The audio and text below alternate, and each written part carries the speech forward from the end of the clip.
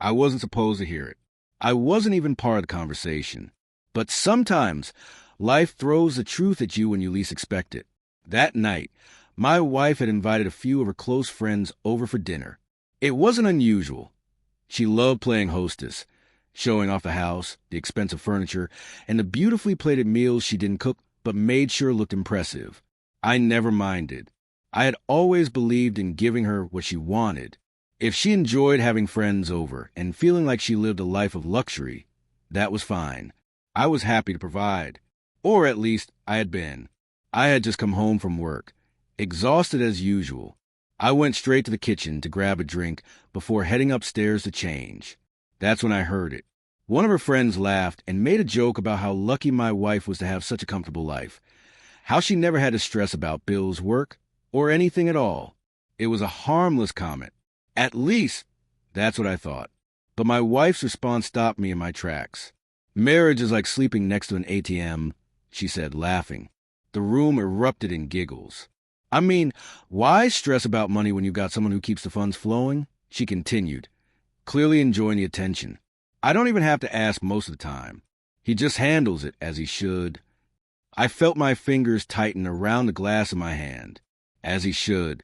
That was what did it for me.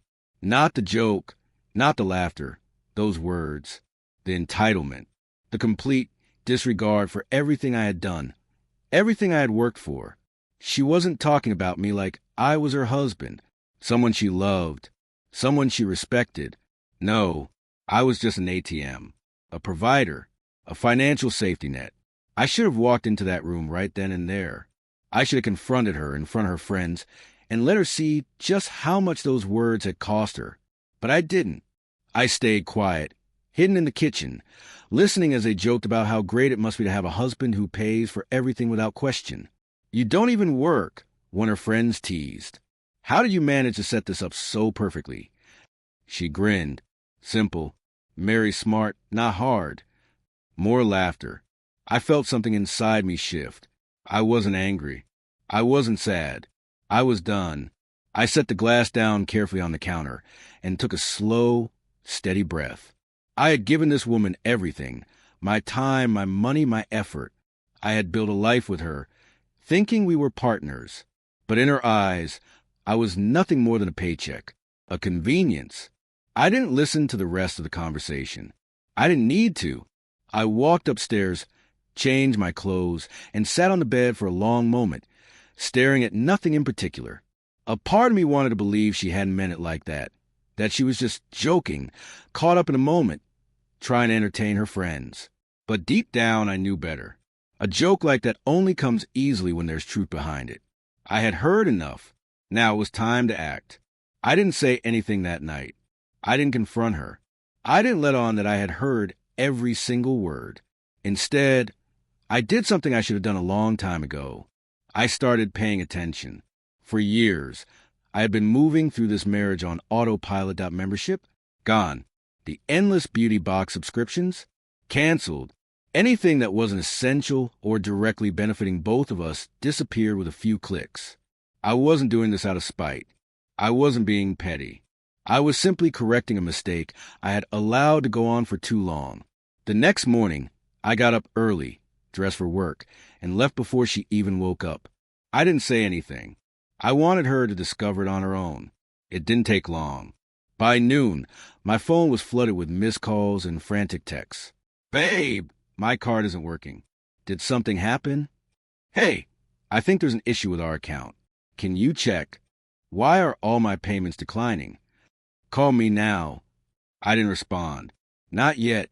That evening, when I got home, she was waiting for me, arms crossed, eyes sharp.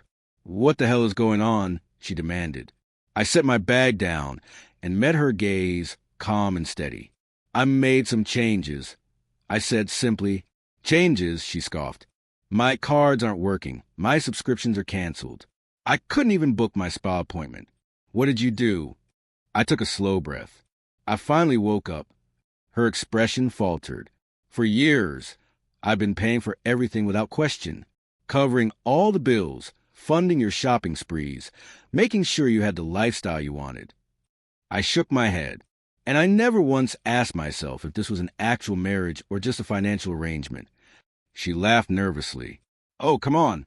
You're overreacting. It's just money. Exactly, I said, my voice firm. It's just money to you. But to me, it was my effort, my hard work, my time. And you never once appreciated it. She rolled her eyes. So what, you're punishing me? Cutting me off? No, I said, shaking my head. I'm just stopping the cycle. If this marriage is about more than money, then it won't be a problem, right? She opened her mouth, then closed it. For the first time, she had no words. I had spent years believing I was taking care of my wife the way a husband should. But now, I was finally taking care of myself. And I wasn't going back. I met her gaze, unwavering. A joke is only funny when there's no truth behind it. She crossed her arms, glaring at me. You're overreacting. No, I said, voice calm but firm. I'm finally reacting. For years, I had ignored the signs. I had told myself that this was how marriage worked, that my role as a husband was to provide, to make sure she was happy, to never question how unbalanced things had become. But that night, when I heard her laugh and reduce me to nothing more than a walking ATM, something in me shifted. She sighed, running a hand through her hair. So what now? Now. I stood up. Now you figure out what life looks like when you're not spending my money. She scoffed. Oh, please. You're not leaving. I smiled, but there was no warmth in it. Aren't I? For the first time, real fear flashed across her face. Not because she was losing me. No, that wasn't it. She was afraid because she was losing the life I had provided for her. She wasn't scared of losing a husband. She was scared of losing the benefits of having one. And that told me everything I needed to know. I didn't need to argue. I didn't need to explain myself further. She had already shown me who she was, and I had finally decided to believe it. So I turned and walked away. For the first time in years, I wasn't carrying the weight of someone else's entitlement. For the first time in years, I was free, but still didn't answer. That was it. That was the final confirmation I needed. For years, I had given her everything. My time, my money, my energy, without question.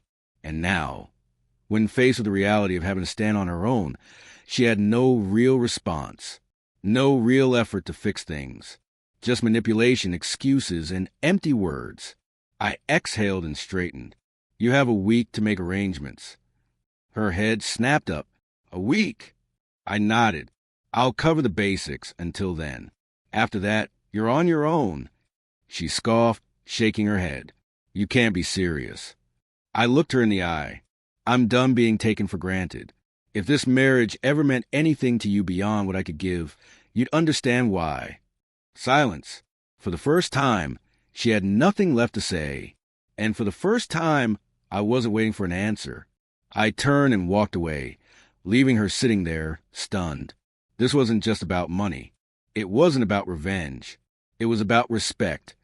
Respect I'd spent years giving but had never received in return. And I was finally reclaiming it.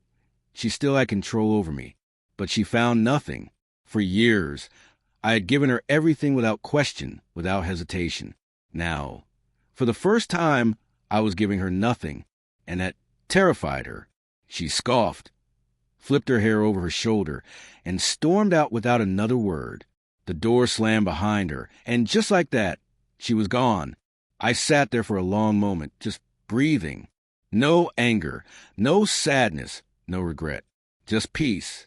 Because I knew I had finally done what should have been done long ago. I wasn't walking away from love. I was walking away from being used. And I had never felt lighter. I might crack, but there was nothing left. For her to find where am I supposed to? Go, she demanded, her voice sharper now. I shrugged, not my problem, she scoffed. Shaking her head, unbelievable, you're really just throwing me out like I'm some stranger. No, I said simply, I'm throwing you out like someone who took advantage of me for years and thought it would never catch up to her. She let out a bitter laugh. Wow, you really think you're better than me now, huh?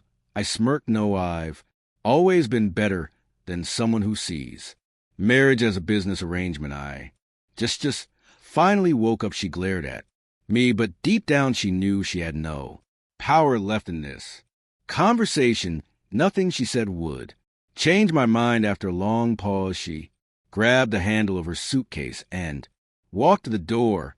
She didn't turn back.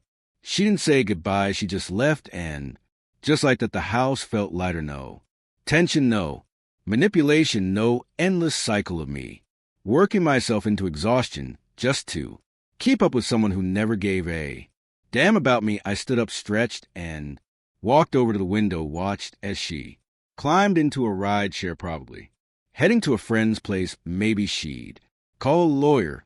Maybe she'd try to fight for more money in the divorce. But it didn't matter. I had already prepared for that. My assets were secure. My accounts were locked down. She had spent years treating me like an ATM. Now she was about to find out what life was like without one. I took another sip of my water, let out a slow breath, and smiled. Finally, I was free. Our story has come to an end.